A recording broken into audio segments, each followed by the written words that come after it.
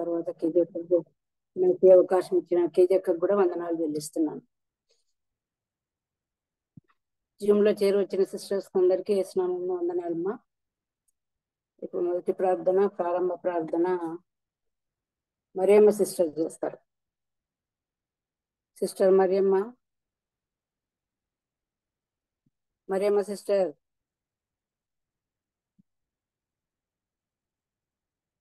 Bhargavi prayer చేస్తావమ్మా?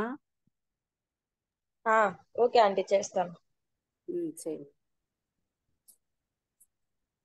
మొదటిగా Zoom లో చేరు అందరికి ప్రభువైన యేసుక్రీస్తు నామములో నా వందనాలు.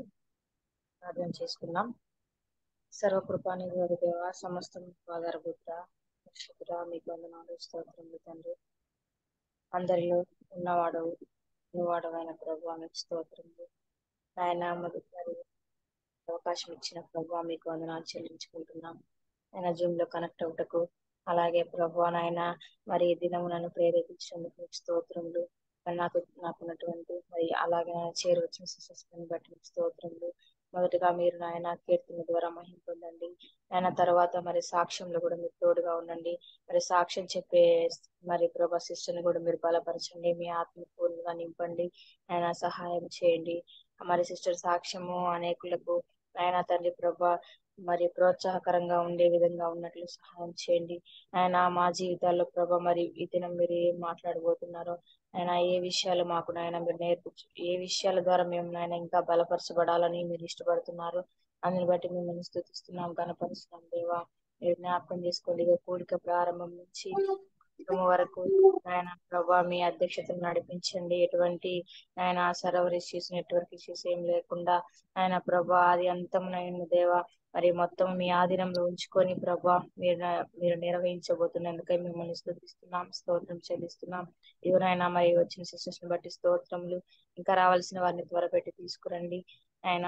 మరి ప్రభా మరి మా అందరికీ తండ్రి ప్రభా ఈ దినం మీరు మాకు ఏమైతే సిద్ధపరిచారో దాన్ని బట్టి మిమ్మల్ని స్తుతిస్తూ మరి కూడికని ప్రభా మీ దయగల హస్తాలకు అప్పగించుకుంటూ నాకు ఇచ్చిన ఈ అవకాశాన్ని బట్టి మీ కృతజ్ఞతాస్తుతులు చెల్లించుకుంటూ మా ప్రభును, మా రక్షకును, మా కోసం రానయ్యున్న యేసు ప్రభు దివ్య నామంలో స్తుతించి ప్రార్థించి కూడికను ప్రారంభం చేస్తున్నాము తండ్రి.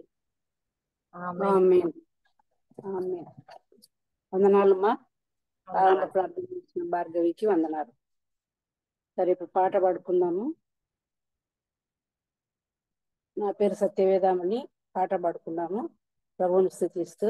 మొన్న స్త్రీల కూటంలో జరిగినాయి కదా, ఆ కూటాలలో ఒక పాటను పాడుతున్నాను.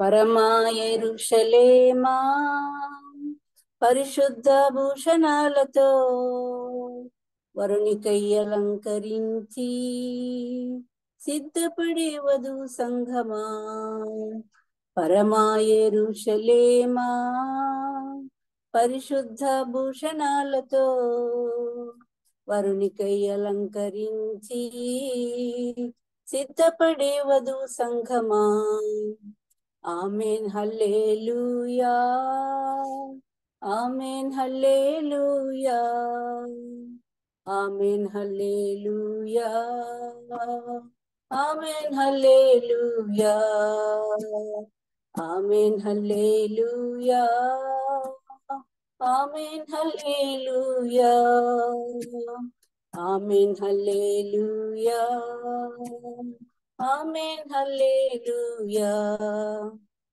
నా గొర్రెలు నా స్వరము వింటాయి, అవి ఎన్నడూ నన్ను వెంబడిస్తాయి. నా గొర్రెలు నా స్వరము వింటాయి, అవి ఎన్నడూ నిన్ను వెంబడిస్తాయి అన్నాడు ప్రభు యేసు. అనుసరించు ప్రభు యేసుని అన్నాడు ప్రభు యేసు. అనుసరించు ప్రభు యేసుని. పరమా యెరూషలేమా పరిశుద్ధ భూషణాలతో వరునికై అలంకరించి సిద్ధపడే వధువు సంఘమా, పరమా యెరూషలేమా, పరిశుద్ధ భూషణాలతో వరునికై అలంకరించి సిద్ధపడే వధువు సంఘమా, తన గర్భాన పుట్టిన బిడ్డను ఏ తల్లైనా మరచిన మరువవచ్చును.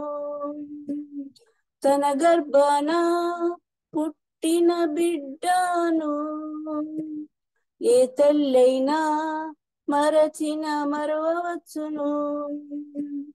ప్రభు నిన్ను మరువాడు, మరువవద్దు ప్రభు యేసుని. ప్రభు నిన్ను మరువాడు, మరువవద్దు ప్రభు యేసుని. పరమా యెరూషలేమా, పరిశుద్ధ భూషణాలతో వరునికై అలంకరించి సిద్ధపడే వధువు సంఘమా, పరమా యెరూషలేమా, పరిశుద్ధ భూషణాలతో వరునికై అలంకరించి సిద్ధపడే వధువు సంఘమా. ఆమేన్ హల్లెలూయా, ఆమేన్ హల్లెలూయా, ఆమేన్ హల్లెలూయా, ఆమేన్ హల్లెలూయా. శ్రమలలో పరిశుద్ధత కాపాడుకో, శోధనలో విశ్వాసం కాపాడుకో. శ్రమలలో పరిశుద్ధత కాపాడుకో, శోధనలో విశ్వాసం కాపాడుకో. ప్రభు కొరకు సిద్ధపడుమా, గొర్రె పిల్ల జీవ కన్యక. ప్రభు కొరకు సిద్ధపడుమా, గొర్రె పిల్ల జీవ కన్యక. పరమా యెరూషలేమా, పరిశుద్ధ భూషణాలతో వరునికై అలంకరించి సిద్ధపడే వధువు సంఘమా, పరమా యెరూషలేమా, పరిశుద్ధ భూషణాలతో వరునికై అలంకరించి సిద్ధపడే వధువు సంఘమా. ఆమేన్ హల్లెలూయా, ఆమేన్ హల్లెలూయా, ఆమేన్ హల్లెలూయా, ఆమేన్ హల్లెలూయా, ఆమేన్ హల్లెలూయా, ఆమేన్ హల్లెలూయా, ఆమేన్ హల్లెలూయా, ఆమేన్ హల్లెలూయా. వందనాలమ్మా. ఇప్పుడు శివమ్మ సిస్టర్ మనకు తన సాక్ష్యాన్ని పంచుకుంటారు. కిజక్క పరిచయం చేస్తారా? పరిచయం చేస్తానమ్మా. చేరి వచ్చిన సోదరిమణులందరికీ కూడా నా వందనాలు తెలియజేస్తున్నాను. ఈరోజు కొత్త సోదరి మన మధ్య దేవుడు నిలబెట్టబోతున్నాడు. ఆ సోదరి పులివెందుల గ్రామానికి చెందిన సోదరి. దాదాపు 26 సంవత్సరాల క్రితము తాను క్యాన్సర్ వ్యాధి బారిన పడినప్పుడు దేవుడు కొద్దిమంది సోదరుల ద్వారా దేవుని యొక్క సువార్తను విని ఆపరేషన్ అయిన సందర్భంలో ప్రభు తనతో మాట్లాడిన సమయంలో తను యేసు ప్రభుని తన సొంత రక్షణగా అంగీకరించింది. అలా ప్రభు నమ్ముకొని 26 సంవత్సరంలో తన భర్త గారు చంద్రశేఖర్ రెడ్డి గారు, ఆయన కూడా 10 సంవత్సరాలుగా ప్రభుని నమ్ముకొని స్థానిక సంఘంలో పులివెందుల్లో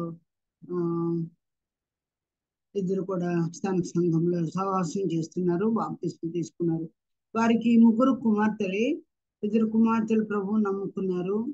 ఇద్దరు అల్లుళ్ళు దేవుని నమ్ముకున్నారు. ఒక కుమార్తె నమ్ముకోలేదు, ఒక అల్లుడు కూడా దేవుని నమ్ముకోలేదు. ఒక పెద్ద అల్లుడు నమ్ముకుని వెనక్కి వెళ్ళిపోయాడు. మరి వారి పిల్లలు కూడా ప్రభువుని నమ్ముకున్నారు. మనమలు మనవరాళ్ళు వారందరి కొరకే ప్రార్థన మీరు చేయమని మనవి చేస్తున్నాం. సోదరి ప్రభువులో స్థిరచిత్రాలుగా దానికి సంఘంలో పరిచర్య చేస్తూ చక్కగా వాడబడుతున్నారు.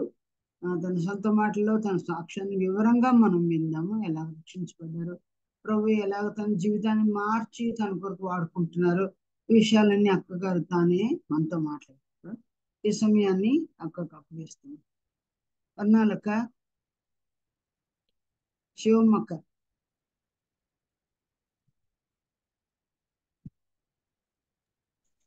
వీడియో ఆన్ చేసి అక్క ప్రభువు నామన ఇది ఆన్ చేసుకుంటే వీడియో కూడా ఆన్ చేస్తుంది. సర్లేక అక్క ప్రభు నామన అందరికి వందనాలక్క. వందనాలు సిస్టర్. అందరి సోదరులకు అందరికి వందనాలమ్మా. వందనాలు. అక్క చెప్పింది మీరందరూ రోజు జాయిన్ అవుతున్నారంటే నాకు కూడా చాలా ఆశ్చర్యం అయిపోయింది అన్నమాట. స్త్రీలుగా ఉండి ఇంటిలో ఎన్నో ఉంటాయి పనులు, ఆ పనులన్నీ పక్కన పెట్టి దేవుని సన్నిధిలో గడపడం అంటే ఎంతో ఆశీర్వాదకరం. మీరందరూ రోజు జాయిన్ అవుతారని అక్క చెప్పింది. దానికి నాకు కూడా ఎంతో సంతోషపడినాను. కానీ మేము రోజు జాయిన్ కావడానికి మా సంఘంలో శ్రావణి అనే అమ్మాయి కూడా చెప్పింది, అక్క నన్ను కేజీ ఆంటీ జాయిన్ కమ్మనింది కానక్క మన పరిచర్యలకు నాకు కుదరటం లేదు పాపం ఆంటీ ఏమనుకుంటుందో అన్నది నాతో. మాకు కరెక్ట్ గా 4:30కే ఉంటుంది అక్క కేజీ అక్క. సోమవారం బుధవారం గృహాల దర్శనం వెళ్తాము, గృహ దర్శనాలు పోతాం అక్క మేము సోమవారం బుధవారం. Hello, okay okay. అందుకనే పాపము శ్రావణి కూడా జాయిన్ అయింది కానీ నేను దాంట్లో పాల్గొనలేకపోతున్నానక్క, ఆంటీ ఏమనుకుంటుందో శివమ్మక్క అని నాతో అనింది శ్రావణి. ఏమనుకోలేదు, మీ పరిచర్యలు మీకుంటాయి, ఏం పర్వాలేదు. అదే పాపం అందుకని నేను కూడా అట్లే అనుకుంటుంటాను. సోమవారం బుధవారం మళ్ళీ మాకు మంగళవారం కూడా కాలేజీలో ఉంటుంది, కాలేజీలు తీస్తే కాలేజీలు ఉంటుంది. మా చర్చికి వచ్చే అమ్మాయి ప్రవీల్ అని లేడీస్ హాస్టల్ పెట్టిందా, దాంట్లో 60 మంది ఉంటారు పిల్లలు. ఈ సచివాలయాలు ఉద్యోగాలు చేసేవాళ్ళు, బ్యాంకులో ఉద్యోగాలు చేసేవాళ్ళు అందరూ అట్లా 60 మంది ఉంటారు. అది 4 అంతస్తులో ఉంది, కొంచెం ఎక్కువ ఎవరు రాలేరు. మా సోదరులు కూడా మేము ఒక ముగ్గురం పోతాం, నేను శ్రావణి ఇంకొక మాధవి అనే అమ్మాయి, మేము ముగ్గురం వెళ్తామంటే కొత్తమాటలు ఎవరు రారు. అది 4 అంతస్తులో ఉంటుంది. ఎక్కాలంటే మెట్లు ఎక్కలేరు, లిఫ్ట్ లేదు దానికి. అట్లా మాకు రోజు ఉంటాయి కేజీ అక్క. అందుకే మేము కూడా పాల్గొనాలంటే పాల్గొనలేము, ఏమనుకోకండి. అందరికి వందనాలు. ఈ సమయం ఇచ్చినందుకు అక్కకు మరి వందనాలు కేజీ అక్క. అక్కను నేను 98లో ప్రభుని నమ్ముకున్నాను అక్క. ఇంకా అప్పటి నుంచి కేజీ అక్కను చూస్తానంటే మాకు ఎక్కువ వస్తాను, స్త్రీల మధ్య వాక్యం అందిస్తానే ఉంటుంది అక్క. అందుకే చాలా బాగా పరిచయం కేజీ అక్క. దేవుని కృపను బట్టి నేను ఊరికైతే ప్రభుని నమ్ముకోలేదు. నేను బాగా హిందూ కుటుంబం నుంచి వచ్చిన. ఒకప్పుడు అయితే ఏమనుకునేదనంటే అందరికి పని లేకపోయేది, అమ్మాయి గారు బైబుల్ సంకలో పెట్టుకొని పోయేది, అంతా సుత్తే కొడతా అంటారు ఊరుకుండరని ఎట్లా అనుకునేదాన్ని. నాకు బ్రాహ్మణ్స్ అక్క రామాంజనమ్మ అక్కని మా చర్చిలో ఉందన్నమాట. ఆ అక్క నేను చాలా సంవత్సరాలు, ఇప్పటికైతే 40 సంవత్సరాలు పరిచయం, మాకిద్దరికి 40 సంవత్సరాల స్నేహం అక్కకు నాకు. అక్క అప్పుడు నాకంటే 7 సంవత్సరాల ముందు ప్రభుని నమ్ముకుంది. వారు అంత విగ్రహారధికులైనా కూడా రోజు నైవేద్యం చేసేది అక్క. వాళ్ళు అటువంటి వాళ్ళు దేవాలయాలు పూజారులు వాళ్ళు. రామాంజనమ్మ అక్క ఇప్పుడు కూడా ఉద్దాసనంలో ఉంది అక్క. ఆ అక్క చెప్తే గినక శివమ్మక్క ప్రభుని నమ్ముకొని, తల్లి రామాంజనమ్మకి ఎప్పుడు ప్రభుని నమ్ముకో అని చెప్తుంటుంది అని అట్లా అనుకునేదాన్ని. అన్ని విషయాల్లో బాగుండేది. అక్కతో ప్రభుని నమ్ముకోమని చెప్పినప్పుడు కొంచెం పలికేదాన్ని కాదు. ఒక కోటేశ్వరమ్మ అక్క వచ్చి వాళ్ళ ఇంట్లో, రామాంజనమ్మ వాళ్ళ ఇంట్లో ప్రేయర్ కూడా పెట్టినారు. ప్రేయర్ పెట్టినప్పుడు కూడా నేను ఏం వాక్యం చెప్పినారో వినలేదు. అప్పుడు దేవుడు దర్శించకపోతే మన హృదయాలు తెరవబడు, మనకు ఆ వాక్యం ఏంది ఇది కూడా విననీడు కూడా వాడు సైతానుడు ఏం వాక్యం చెప్పింది కూడా. మనమేమో ఆశతో ఏం చేస్తామంటే వాళ్ళు వచ్చినారు, వీళ్ళు వచ్చినారు, బంధువులు అన్నిళ్ళు వచ్చినారు, వాళ్ళు వచ్చినారు, వీళ్ళు వచ్చినారు మనం చెప్తాం, కానీ ఆ చెప్పింది వాళ్ళకు పని చేయనీడు వాడు దూరి. అలాగా నేను అట్లా గడిచిపోయే సమయంలో 1998 మార్చి 1వ తారీఖు కొంచెం జ్వరం వచ్చింది. జ్వరం వచ్చింటే ఆ హాస్పిటల్కి వెళ్ళాను. హాస్పిటల్కి వెళ్ళినప్పుడు వాళ్ళు బాగా చాలా గడ్డు ఉంది, పెద్ద సైజు ఉంది, పేగలకు బాగా తక్కపోయింది, క్యాన్సర్ గడ్డ అనేది తెలియదు వారికి అని చెప్పింది డాక్టర్ అమ్మ. చెప్పింటే సరేనని చెప్పేసి మళ్ళీ స్కాన్ తీసిన తర్వాత 4 గంటల సమయం పడుతుంది శివమ్మ, ఆపరేషన్ చేయించుకుంటావా నువ్వు అని అన్నది. అంటే సరేలే మేడం అని, మా దగ్గర అయితే 4 గంటలు మత్తు ఇవ్వడానికి లేరు, నేను మీరు చేపించుకుంటాం అనేటుకంటే జమ్మలమడుగు నుంచి పిలిపిస్తాను మత్తు డాక్టర్ను చేపించుకుంటారండి. సర్లేండి మేడం, ఇంటికి పోయి మా ఆయన అడిగి చెప్తాను అని చెప్పి వచ్చినా. నేను వచ్చిన తర్వాత మళ్ళా ఆ స్కానింగ్ రిపోర్ట్ తీసుకొని వచ్చి మళ్ళీ మా తమ్ముడు వాళ్ళకి ఫోన్ చేసినాం ఇట్లా సంగతి అని. అంటే మళ్ళా మా తమ్ముడు వాళ్ళు వచ్చినారు. వచ్చి మన గంగిరెడ్డి సార్ డాక్టర్ దగ్గరికి కొండని పోయినారు. రిపోర్టు కొండని పోతే సార్ ఏం చెప్పినాడంటే, రమ్మని కొండారెడ్డి, మనమే ఒకసారి అక్కను పేషెంట్ చూస్తే చెప్తా నేను, పిలుచుకురండి అని పిలుచుకొని పోయినారు. పిలుచుకొని పోయింటే అప్పటికి నాకు 3-4 నెలలు జనవరి నుంచి స్టార్ట్ అయింది. లైట్ గా జ్వరం వచ్చేది, అన్నం చూస్తే తినబుద్ధేది లేదు, ఊరికి ఏదో చూస్తుంటే అట్లుంటాను నేను. జ్వరము నీరసం అట్లా అంతే, కడుపు నొప్పి అయితే రాలేదు. అంత పెద్ద గడ్డ, అంత సైజు గడ్డు ఉన్నా కూడా అని మళ్ళా అడిగి పోయిన తర్వాత డాక్టర్ చూసి, మనమే చేస్తాంలే కొండారెడ్డి ఆపరేషన్, మీరు బ్లడ్ ఒక 2 గ్రూప్ చూసి పెట్టుకోండి, బ్లడ్ ఎక్కించబడుతుందేమో అన్నారు. సరేనని చెప్పేసి 2 నా గ్రూప్ బ్లడ్ పెట్టుకొని రెడీగా సాయంకాలం 5కి తీసుకెళ్ళినారు నన్ను ఆపరేషన్ కు. బెడ్ మీదకి తీసుకొని పోయినప్పుడు ఇవన్నీ అంతకుముందు సువార్త ఎన్ని నింటానేమో కానీ నేను చదువుకున్నా 7th వరకు కూడా, కానీ అవన్నీ ఎప్పుడు వంట పట్టలేదు. అక్క అప్పుడు సుగుణమ్మ డాక్టర్ అమ్మ బళ్ళ మీదకి ఎక్కించేటు ఆపరేషన్ కు, అక్క కళ్ళు మూసుకో శివమ్మ అక్క ప్రేయర్ చేస్తానంది. బాగా అంతకుముందే పరిచయం అక్క ఎక్కువ మాకు. అన్నప్పుడు నేను కళ్ళు మూసుకున్నాను, అక్క ప్రేయర్ చేసింది, ఆపరేషన్ కు మొదలు పెట్టినారు. ఇంకా నేను అప్పటి నుంచి ఇంకా లోపల మనసులో దేవుడి కార్యం జరిగింది. ఇంకా మనసులో పెట్టుకున్నాను. ఇంకా లోపల అట్లే మనసులో ప్రభా ప్రభా అనుకుంటున్నా. వాళ్ళు ఆపరేషన్ చేసేటప్పుడు కూడా ఇంకా నాకు మళ్ళీ గుర్తు లేదు, మత్తి ఇచ్చేసినారు. ఇంకా ఆపరేషన్ 5 గంటలు పట్టింది. సాయంకాలం 5 తీసుకుపోయింటే 10కి తీసుకొచ్చినారు. రత్నమ్మ డాక్టరు, గంగిరెడ్డి సారు, సుగుణక్క అందరు కలిసి కూడా అంత టైం పట్టింది. అంత బాగా పేగలకు అతకపోయింది, 1.5 గడ్డు ఉన్నది, క్యాన్సర్ గడ్డ. కానీ అప్పుడు సార్ కూడా తెలియదు క్యాన్సర్ గడ్డ అనేది తెలియదు. కానీ ఆపరేషన్ చేసి గడ్డ బయటకు తీసిన తర్వాత సార్ కనుక్కున్నాడు, ఇది చూస్తే క్యాన్సర్ గడ్డ ఎలాగుంది అని. కొండారెడ్డి ఎందుకైనా మంచిది, ఇది ఒకసారి నేను బయాప్సీ పంపిస్తా అన్నాడు. సర్లేండి సార్ పంపిమన్నాడు. పంపించినప్పుడు అది బెంగళూరుకి పంపించినారు. పంపించినప్పుడు వాళ్ళు క్యాన్సర్ అని చెప్పినారు. చెప్పిన తర్వాత మళ్ళా గంగిరెడ్డి సార్ ఏం చెప్పినంటే, కొంచెం అనుమానం ఉంది, ఒకేసారి చెప్పకుండా డైరెక్ట్ కొంచెం నాకు అనుమానం ఉంది కొండారెడ్డి, మీరు చెన్నై కానీ బెంగళూరు కానీ హైదరాబాద్ కానీ 3 స్థలంలో ఎక్కడికి వెళ్తారో చెప్పండి అని అన్నారు. అన్ని చెన్నై అయితేనే మేలు, అడయారు ఉంది అని, మీకు ఎవరైనా తమిళ వచ్చేవాళ్ళు ఉంటే మీరు చెన్నైకి పోవచ్చు అని అన్నారు. ఇప్పుడు 1998 మార్చి 10వ తారీఖు ఆపరేషన్ అయింది. ఏప్రిల్ 1వ తారీఖు నేను చెన్నైకి పోయినాం. చెన్నైకి పోతే అక్కడ డాక్టర్ ఏం చెప్తున్నాడంటే, మా ఆయనకు నాకు ఆయన పిలిచినారు, కట్టెను ఒకటి అడ్డం ఉంది. ఆయన డాక్టర్ చెప్తున్నాడు చెకప్లు అన్ని అయిపోయినాయి. తర్వాత లాస్ట్ లో 4th స్టేజీలో ఉంది చంద్రశేఖర్ రెడ్డి గారు, మీ భార్య బతకచ్చు బతకపోవచ్చు, మేము చెప్పలేము, మేము ట్రీట్మెంట్ మొదలు పెట్టమంటే పెడతాము, కేసు అయితే సీరియస్ కేసు అని చెప్పినారు. ఇంకా నాకు అప్పటికి ఇంకా భయపడలే నేనైతే. కానీ ఇంకో ముందు చెప్పాలి, మర్చిపోయినా. నేను చెన్నైకి పోతానని తెలిసిన తర్వాత ఈ రామాంజనమ్మ అక్క, మునియమ్మ అక్క అని ఉంది మా సంఘంలో, కేజీ కూడా చూసింది. ఆ అక్కని పిలుచుకొని వచ్చింది అన్నమాట. అక్కని పిలుచుకొని వచ్చి నేను చెన్నైకి రెడీ అయినా, ఆటో కూడా వచ్చింది ఇంకా పోవడానికి బస్ కాడికి. అప్పుడు అక్క వచ్చి మునియమ్మక్క వచ్చింది, పాప క్షమాపణ ఒప్పిస్తాం రక్క అని రామాంజనమ్మక్క పిలుచుకొని వచ్చింది.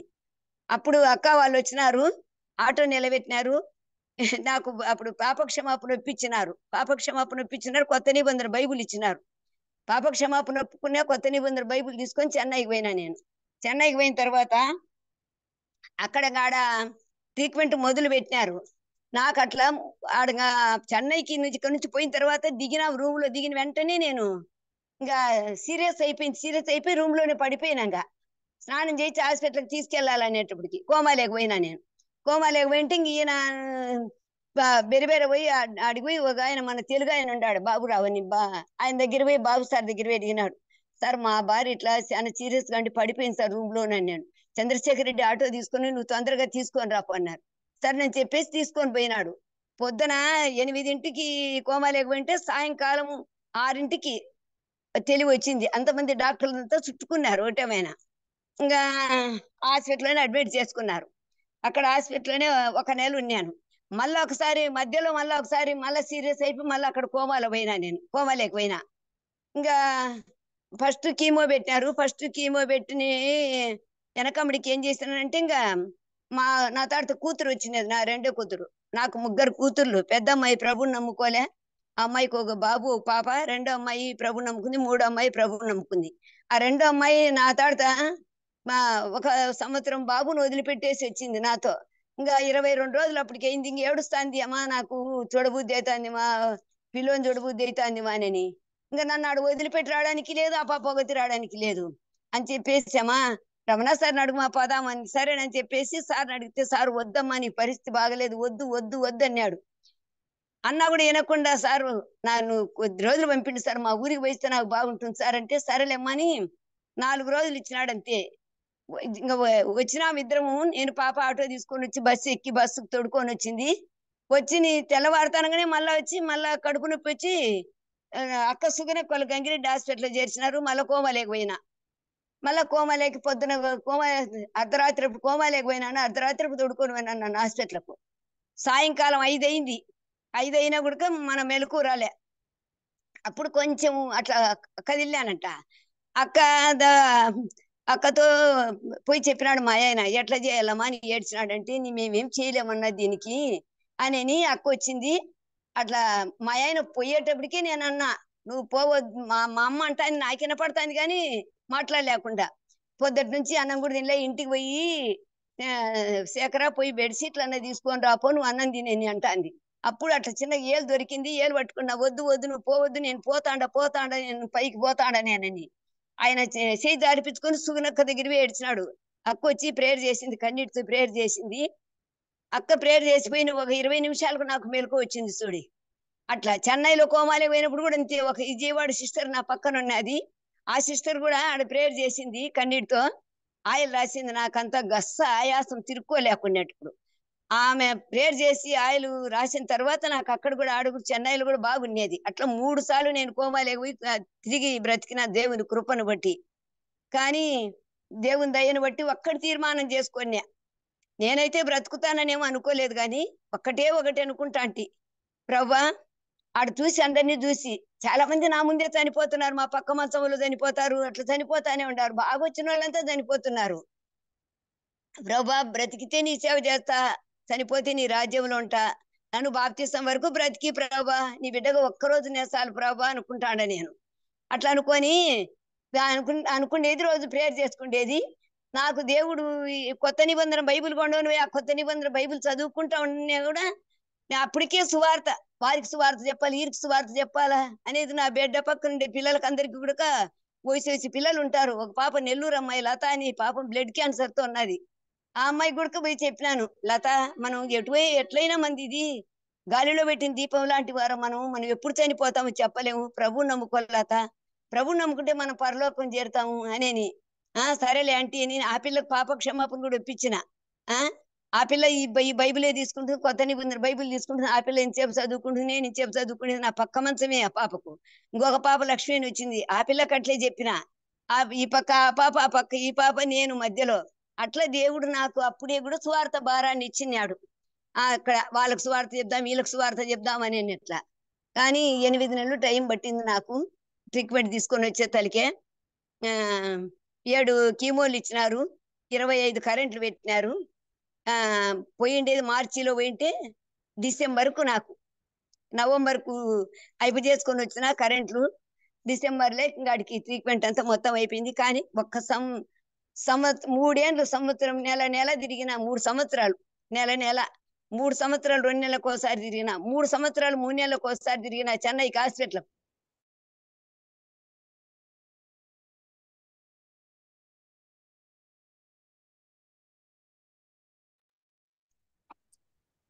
శివమ్మ సిస్టర్, మీ వాయిస్ వినపడ్డంలే. శివమ్మక్క,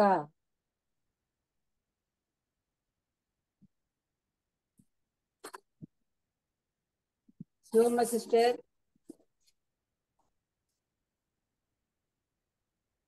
శివమ్మ మీ స్వరం వినపడడం లేదు, పక్కన ఎవరికైనా చెప్పండి.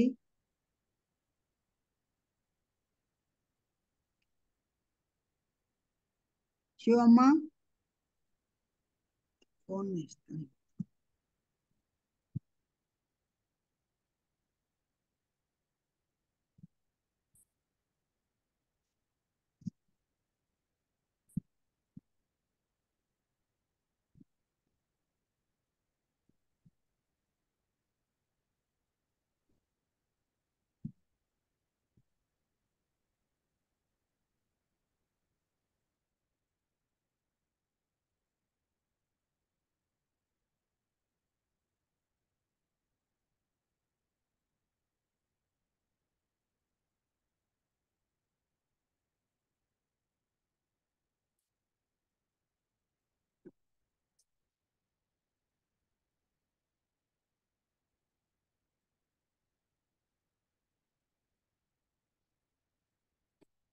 మాట్లాడండి.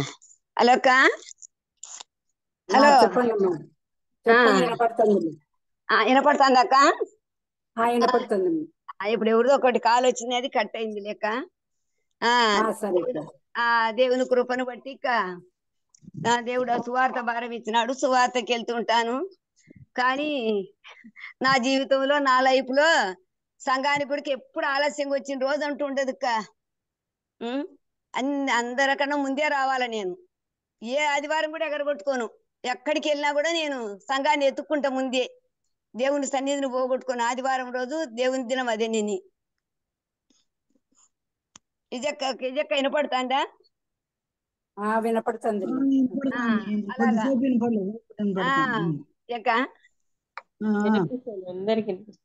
వినపడుతుందేమా సోదరిలారా? నాకు ఎప్పుడు దేవుని కొరకు జీవించాలని ఎక్కువ పౌరుషం అన్నమాట. అయితే క్రీస్తు సావైతే లాభం అంటాడని చెప్పేసి ఎప్పుడు ప్రభు కొరకు జీవించాలని ఎక్కువ ఇష్టం. అనేకులు మా బంధువులు కూడా నేను నమ్ముకున్న తర్వాత మా అక్క నమ్ముకుంది, మా తమ్ముడు నమ్ముకుంది, మా తమ్ముని భార్య, మా తమ్ముని పిల్లలు 20, మా తోడు కోడళ్ళు, మా ఆడబిడ్డ భర్త, ఇట్లా మా బంధువులంతా, మా చిన్నాన్న మనవరాలు ఒక అమ్మాయి, ఇంకొక పిల్ల, మా మేనగోడలు, మా చిన్న జేజి మనవరాలు, అట్లా అంతా ఇట్లా బంధువులు అందరూ చాలా మంది బంధువులు నమ్ముకున్నారు. నేను నమ్ముకున్న తర్వాతనే దేవుని కృపను బట్టి అందరికి సువార్త చెప్పి దేవుడు అందరినీ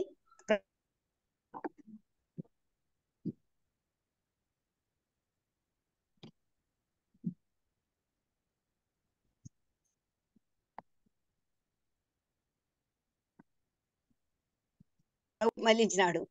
ఇంకా చాలా మంది మా ఇద్దరు ప్రభు నమ్ముకోలేక నా సంతానంలోని కూడా పెద్ద కూతురును పెద్ద అల్లుడును. అలొక్క వినపడుతుంది. అదే వినపడతా. మళ్ళీ ఒక కాల్ వచ్చింది, ఎవరు అది కొత్తదే నెంబర్ కూడా, దారికి ఒకసారి చేస్తానే ఉన్నారు, అందుకని అది కట్ అయిపోతుంది. మీ మాటలు వినిపించలేదే, నేను చేశాను ఇంతకు ముందు. ఇప్పుడు వినపడతానయ్యా. ఇప్పుడు వినిపిస్తాను, చెయ్యి, చెప్పు. అదే మాకు సోమవారం ఇక్కడ బేతేలు ప్రార్థన సోమవారం అక్కడికి పోతాముక్క. కొత్తది ఒకటి బోకరాపురంలోని పెట్టినారు కదా, ప్రకాశ్ ఇంటి దగ్గర, అక్కడికి వెళ్తాము సువార్తకు. బుధవారం ఇక్కడ నుంచి బేతేలు సంఘం నుంచి వెళ్తాము. అట్లా సువార్తకి వెళ్తుంటాం అక్క. మంగళవారం హాస్టల్లోకి వెళ్తాము. అట్లా అయిందని మీ వాక్యం వినాలంటే వినలేకపోతా అంటాం అక్క మేము.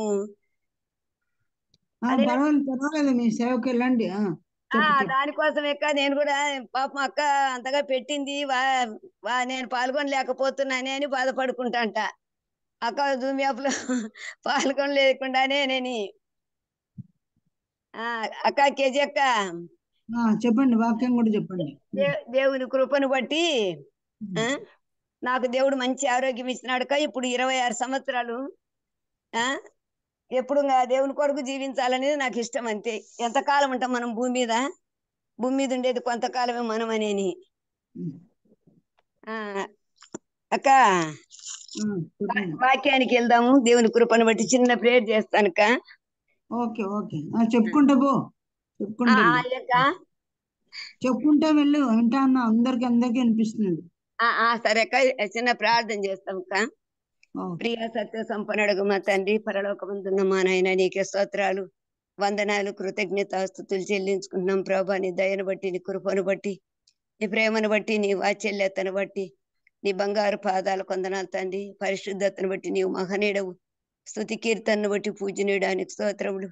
వేల్పులలో మరి నీ వంటి సముడు ఎవరున్నారు తండ్రి? నీ కొందనములు మరి సాయంకాల సమయంలో ప్రభా ఇంతవరకు ఆయన నా సాక్ష్యం పంచుకోగలుగుటకు నువ్వు ఇచ్చిన కృపను బట్టి నీకు వందనాలు చెల్లించుకుంటున్నాం. తిరిగి మరి నాయన ఇదిగో తండ్రి కేజక్కను బట్టి, వరప్రసాదను బట్టి నీ కొందరములు, కొడుకులు కోడళ్ళను బట్టి కొందరములు, వారి పిల్లలు బట్టి నీ కొందనాలు అన్న, వారి సంఘాలన్నిటిని బట్టి నీ కొందరములు, దేవుని సేవను బట్టి స్తోత్రములు.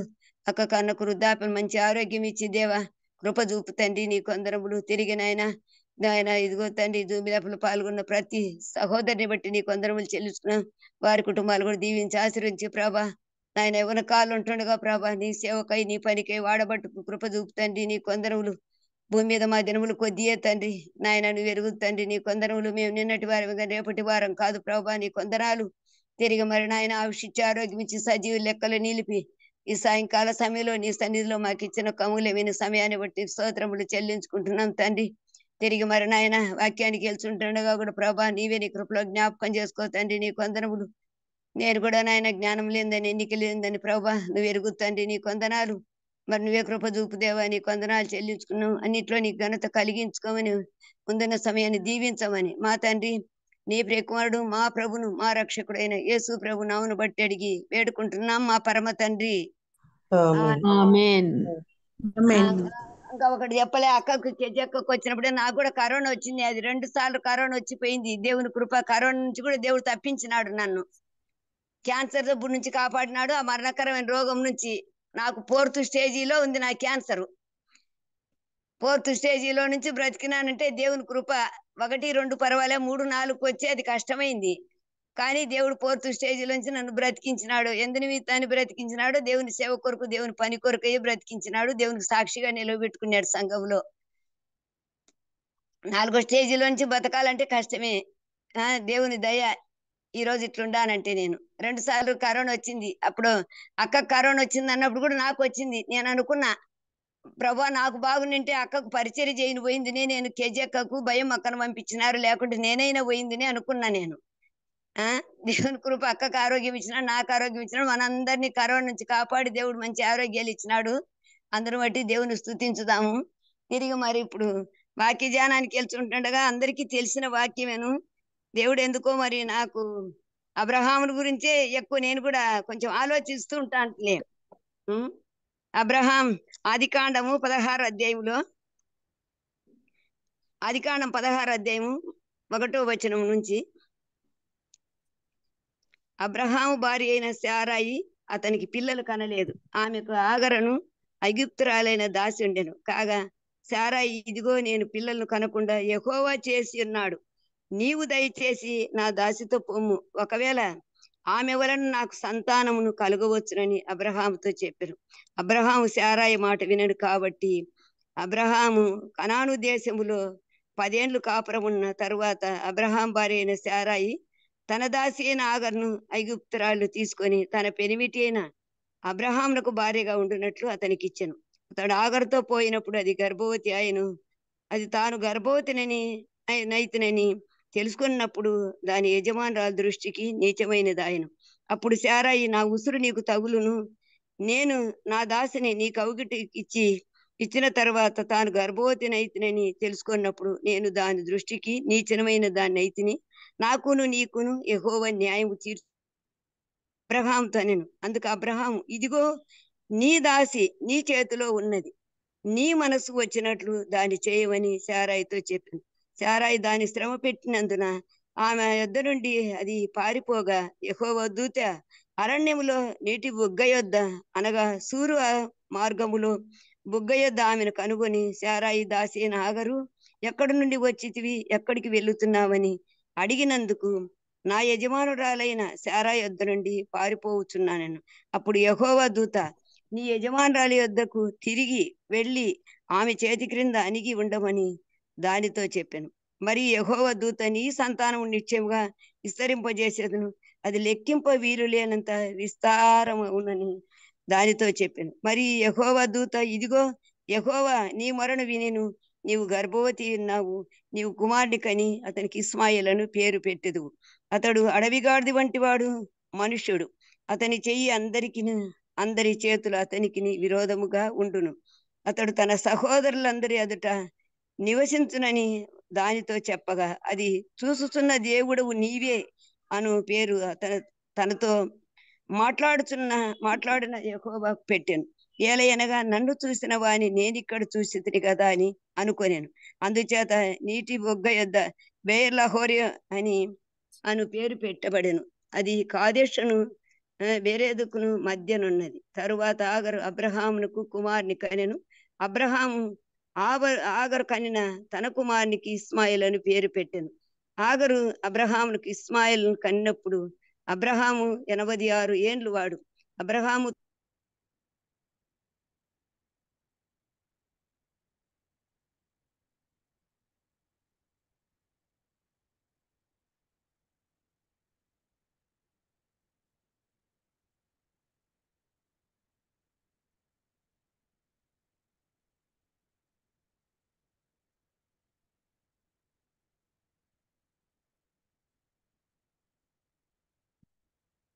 అమ్మ సిస్టర్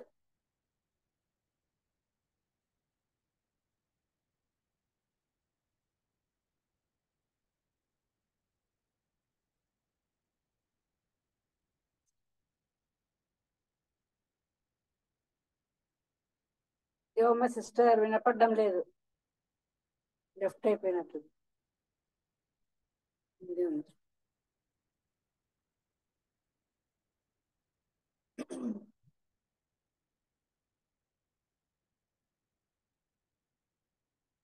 శివమ్మ సిస్టర్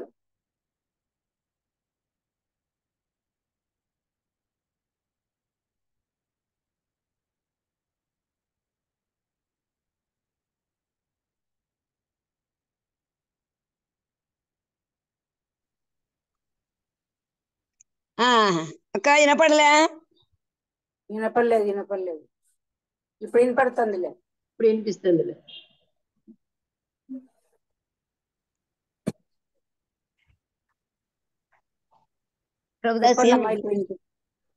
వినపడుతుంది అక్క?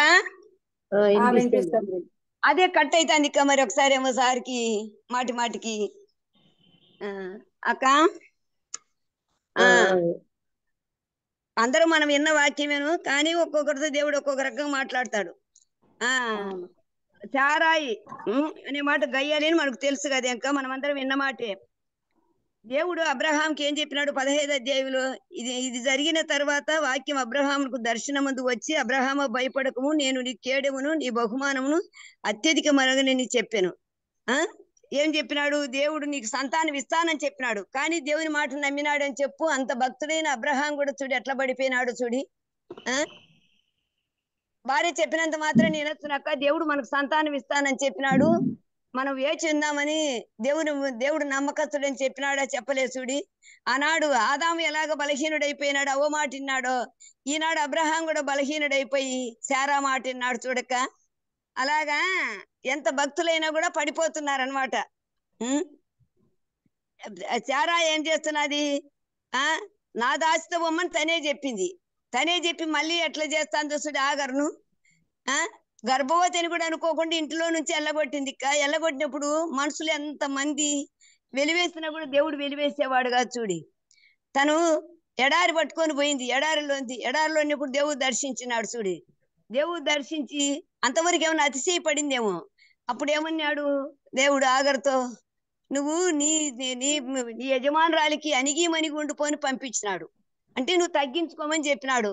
అంతవరకు ఏమనుకుంది ఆమె, గొడ్రాలు, నేను బాగా గర్భవతినైనా, నేను పిల్లలు కంటున్నా, నా యజమానుడు బాగా చూసుకుంటాడు, నేను కూడా యజమానురాలను అయిపోతాను అని నీచంగా చూసుకునేదేమో శారానేమో నాగరు. అందుకనే దేవుడు ఒక గుణపాఠం చెప్పి పంపించేసినాడు మళ్ళా. తిరిగి నువ్వు వెళ్ళు, పోయి నీ యజమానురాలు చేతి కింద అణిగి మణిగి ఉండని పంపించేసినాడు. శారాయిన కూడా చూడి గయ్యాలనేది ఏమన్నా పోయిందా ఏమన్నా? నువ్వే నీ భర్తకు పంపించేసినావు సంతానం కావాలని, నీవే మళ్ళా ఎల్లగొట్టడం అంటే నిండు గర్భవతిని కూడా అనుకోకుండా ఎల్లగొట్టేసింది. కానీ మనుషులు ఎన్ని చేసినా కూడా దేవుడేమో విడిచిపెట్టాడు. దేవుడు చూడి ఆగర్ను కూడా ప్రేమించినాడు. ప్రేమించి ఆగరు పోతుంటే కూడా ఎక్కడి నుంచి నువ్వు వచ్చినావు అని చెప్పి మళ్ళా దేవుడే ప్రశ్నించి దేవుడే తిరిగి పంపించినాడు. మళ్ళా దేవుడే తిరిగి పంపిస్తాడు. ఏం చెప్పినాడు? నీకు సంతానం కలుగుతుందని చెప్పినాడు, నీ సంతానం విస్తరింపజేస్తానని చెప్పినాడు. తిరిగి వచ్చింది కదా, వచ్చినాకైనా కూడా మళ్ళీ కుమారుడు పుట్టినాడు, ఇస్మాయిల్ అని పేరు పెట్టినారు. ఇంకా తర్వాత మళ్ళా శారా కూడా గర్భవతి అయింది, కుమారుని కనింది. కుమారుని కన్ని తర్వాత ఈ ఇస్మాయిల్ ఎగతాళిగా మాట్లాడుతున్నాడు అని చెప్పేసి వాళ్ళు బర్త్డే ఉంటుంది ఈ కాలంలో, బర్త్డే ఆ కాలంలో ఇస్సాకు బర్త్డే చేసుకుంటున్నారు అనుకో, బంధువులందరూ నింటారు, అన్ని రకరకాల పిండి వంటలు అన్ని చేసింటారు. ఆ టైంలో కొట్లాట పెట్టుకొని హాగర్ను పంపించేస్తుంది చూడు బయటికి. ఇట్లా మనం ఇంత బంధువులు వచ్చినామే, ఇంత చేసుకుంటానమే, ఇదంతా మనం డిన్నర్ చేసుకుంటానమే అని కూడా అనుకోలే. అబ్రహాం కూడా అన్యాయంగా పంపించడం ఆ టైంలో తప్పు కదుక్క, మరి చెప్పు. పంపించేసినప్పుడు ఏమన్నా దేవుడు ఏమన్నా విడిచిపెట్టినాడా? చూడి పోయి అడవిలో పోయి ఏడుస్తా ఉంది. ఏడుస్తా ఉంటే ఆ పిల్లని రాతివేత దూరంలో పెట్టి ఏడుస్తా అన్నప్పుడు దేవుడు విడిచిపెట్టినాడా? దేవుడు చూసినాడు. చూడి దేవుడు చూసి దేవుడు మాట్లాడినప్పుడు, దేవుడు నీళ్ళు ఇచ్చినప్పుడు, ఊట కలిగించినప్పుడు మళ్ళా తిరిగి చూడి తని ఎంత ధైర్యంగానొక్క అప్పుడు అనుకుంది అనమాట. నన్ను ఎవరు వెలివేసినా, ఎవరు వదిలేసినా, ఎవరు ఎల్లగొట్టినా, ఎవరు చిన్న చూపు చూసినా నాతో దేవుడు ఉన్నాడు అని చెప్పేసి ఆ అడవిలోనే ఉంది చూడు, ఎంత ధైర్యంగా ఉందో చూడు. మరి ఆ కుమారుని పెంచుకుంటా, విలువిద్యలు నేర్పించుకుంటా అడవిలో జీవించిన చూడు ఆగరు. అలాగా మన జీవితాల్లో కూడా మన బంధువులు చూడకపోయినా, మన ఇరుగు పొరుగు వారు చూడకపోయినా, ఎవరు చూడకపోయినా మనల్ని దేవుడు చూసేవాడు, దేవుడు ఆదరించే ఉన్నాడు, దేవుడు ప్రేమించే ఉన్నాడు. మన కష్టాల్లో, మన ఇబ్బందుల్లో, మన ఇరుకుల్లో, మన శ్రమల్లో, మన అనారోగ్య స్థితిలో దేవుడు వదిలిపెట్టేవాడు కాదు. ఎవరు వదిలిపెట్టినా దేవుడు వదిలిపెట్టాడు. అలాగా అబ్రహాము వదిలిపెట్టి పంపించినా కూడా అంత డిన్నర్ జరుగుతుంది ఆ టైంలో పంపించడం చూడి ఫస్ట్ పంపించేసినాడు. ఇంట్లో నుంచి ఏమన్నా బత్యం పెట్టి పంపించినాడా, ఏమన్నా పంపించినాడు? ఏమీ పంపిలే. అట్లా ఒట్టి చేతలు ఇంట్లో నుంచి పంపించేసినాడు ఆ టైంలో అక్కడ జరిగేటప్పుడు. అట్లాగా దేవుడు కూడా మనలో ఎవరు విడిచిపెట్టే దేవుడు కాదు. ఆగర్ను చూసి మనం ఒక పాఠం తెచ్చుకోవాలి, ఒక పాఠం నేర్చుకోవాలి. దేవుడు ఎవరు విడిచిపెట్టినా దేవుడు విడిచిపెట్టేవాడు కదా. మన శ్రమల్లో, మన కష్టాల్లో, మన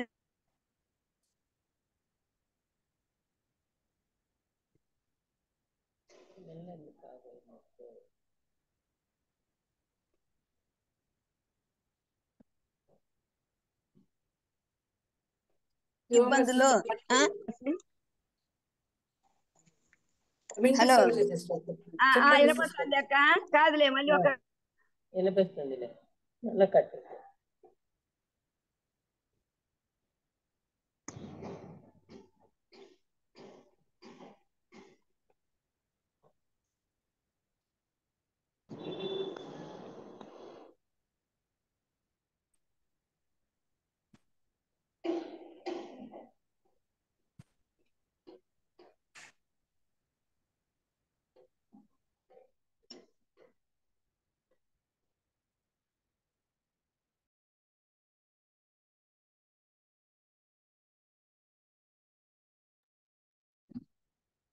శివమ్మ సిస్టర్ వినపడ్డంలే,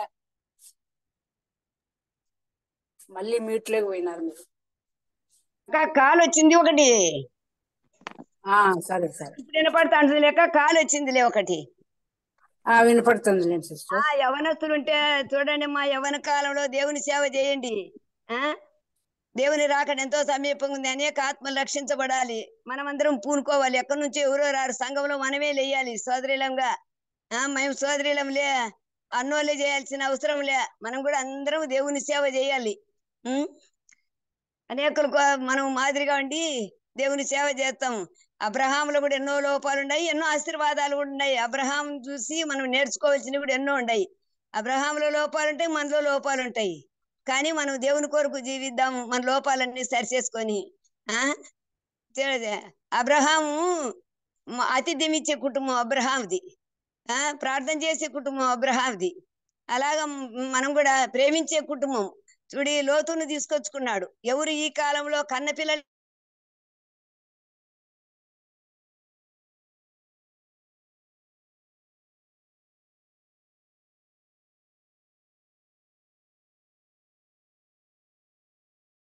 ఎవరికొకరు ప్రేమి